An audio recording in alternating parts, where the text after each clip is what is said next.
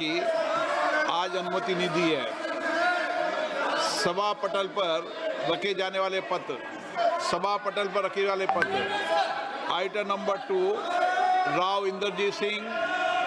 Speaker, sir, I rise to lay on the table of the House the papers mentioned against my name at serial number 2 in today's revised list of business. Item number 3, Dr. Jitendra Singh.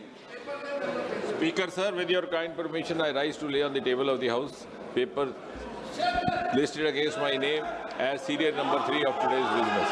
Item number 4, Shri Jitin Prasad. Honorable Speaker, sir, with your permission, I rise to lay on the papers listed against my name as serial number 4 in today's list of business. Item number 5, Sripad Yeso Naik. I rise to lay on the table of the House the paper mentioned against my name at serial number 5 of today's revised list of business. Item number 6, Dr. P. Chandrasekhar. Honorable Speaker, sir, with your kind permission, I rise to lay on the table of the House the papers mentioned against my name at serial number 6 in today's list of business. Thank you. Item number 7, Shri B.L. Verma ji. मैं आपकी अनुमति से आज की लोकसभा की कार्यसूची में क्रम संख्या 7 पर अपने नाम के सम्मुख अंकित प्रपत्र सभा पटल पर रखता हूँ। Item number 8, Shri Satish Chandra Dubey. आदरणीय अध्यक्ष जी, आपकी अनुमति से मैं आज की कार्यसूची में मेरे नाम के सामने क्रम संख्या 8 पर उल्लेखित कागजातों को सभा पटल पर रखता हूं। Item number 9, Shri Ravneet Singh. Respected Speaker, sir, with your kind permission, I rise to lay on the table of the House the papers mentioned against my name at serial number 9 in today's revised list of business. Thank you, Speaker. Item number 10, Shri George Kurian. Speaker, sir, with your permission, I rise to lay the papers on the table of the House as mentioned against my name at the serial number 10 in the list of business for today. Item number 11, Shri Jay Prakash. मैं आज की कार्यसूची में क्रम संख्या मेरे नाम के समूह सूची लोक लेखा समिति 2025-26 का प्रतिवेदन संख्या 36, 37, 38 का हिंदी तथा अंग्रेजी संस्करण प्रस्तुत करता हूं। Item number 11A, Shri Piyush Goyal.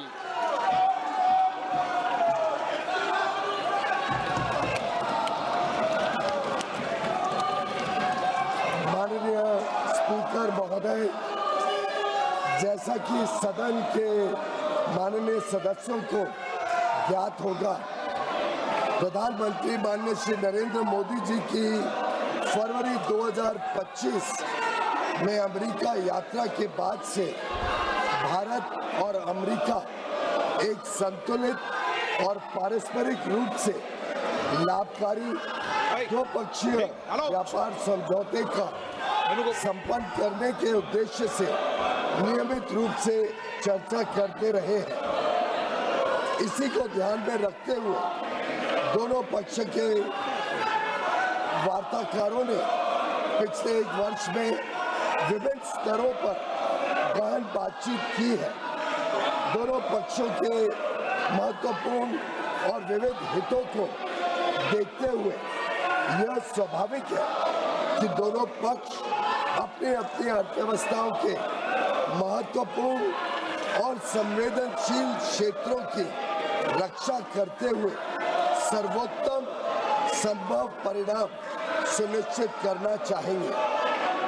इन वार्ताओं के दौरान भारतीय पक्ष अपने संवेदनशील क्षेत्रों, विशेषकर कृषि और दुग्ध क्षेत्रों के हितों की रक्षा सुनिश्चित करने में सफल रहा है। अमेरिकी पक्ष के भी कुछ ऐसे क्षेत्र थे जो उनके दृष्टिकोण से संवेदनशील थे।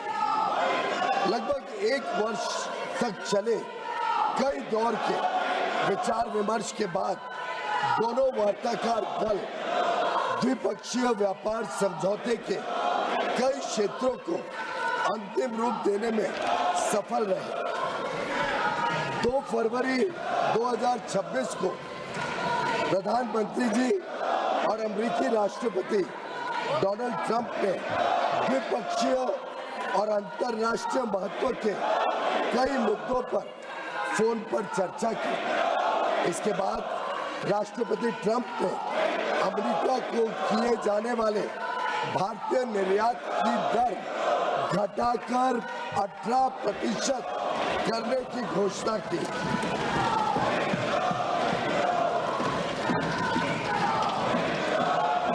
मैं इस बात पर जोर देना चाहता हूं कि यह अमेरिका द्वारा कई प्रतिस्पर्धी देशों पर लगाए गए टैरिफ से कम है, जिससे अमेरिकी बाजार में भारत की निर्यात प्रतिस्पर्धात्मकता में वृद्धि होगी। यह समझौता भारतीय निर्यातकों को विशेष रूप से श्रम प्रधान क्षेत्रों और विनिर्माण में महत्वपूर्ण तुलनात्मक लाभ भी प्रदान करता है।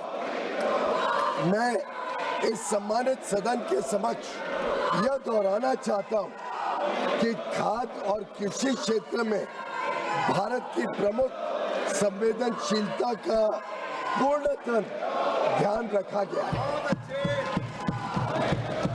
साथ ही यह साझेदारी लघु और मध्यम उद्यमी, MSMEs, उद्यमियों, कुशल श्रमिकों और उद्योग के लिए नए अवसर खोलेगी।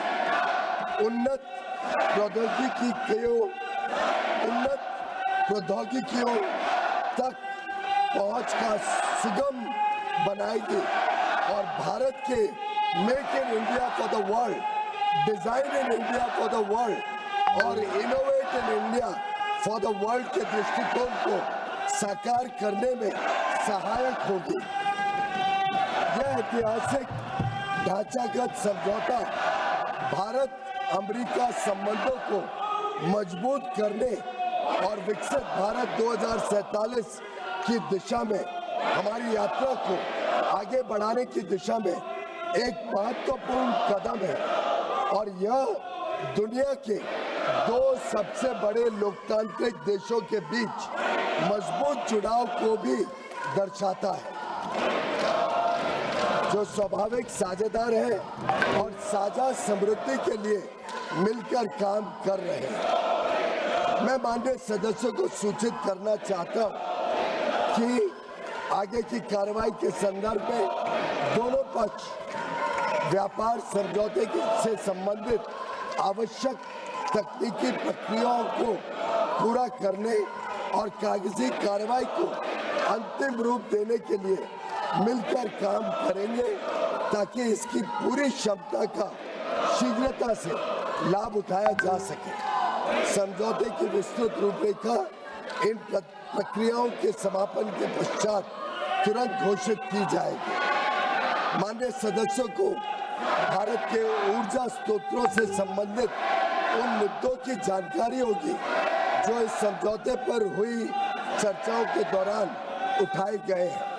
मैं स्पष्ट करना चाहता हूं, जैसा कि सरकार ने कई बार सार्वजनिक रूप से कहा है कि 140 करोड़ भारतीयों की ऊर्जा आवश्यकताओं की सुरक्षा सुनिश्चित करना सरकार की सर्वोत्तम प्राथमिकता है।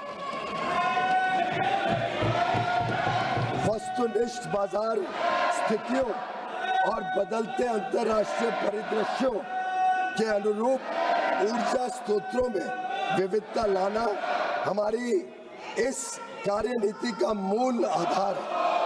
भारत की सभी कार्रवाइयां इसी बात को ध्यान में रखकर की जाती है। अतः मैं माननीय सदस्यों से इन मुद्दों को समुचित दृष्टिकोण से देखने का आग्रह करता हूं। दोनों देशों के बीच भावी व्यापार अवसरों के संदर्भ में माननीय सदस्यगण इस बात को समझेंगे कि भारत और अमेरिका काफी हद तक एक दूसरे की पूरक अर्थव्यवस्थाएं हैं। जैसे जैसे भारत विकसित भारत के पथ पर अग्रसर हो रहा है। हमें ऊर्जा, विमानन, डेटा केंद्र, परमाणु ऊर्जा आदि सहित कई क्षेत्रों में अपनी क्षमताओं को बढ़ाने की आवश्यकता होगी।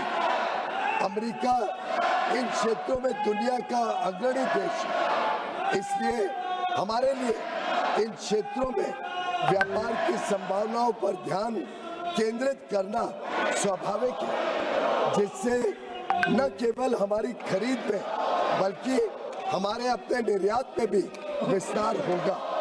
हमारा अनुमान है कि तुलनात्मक लाभ के परिणाम स्वरूप कई क्षेत्रों में भारत का निर्यात अमेरिका में भी काफी बढ़ेगा।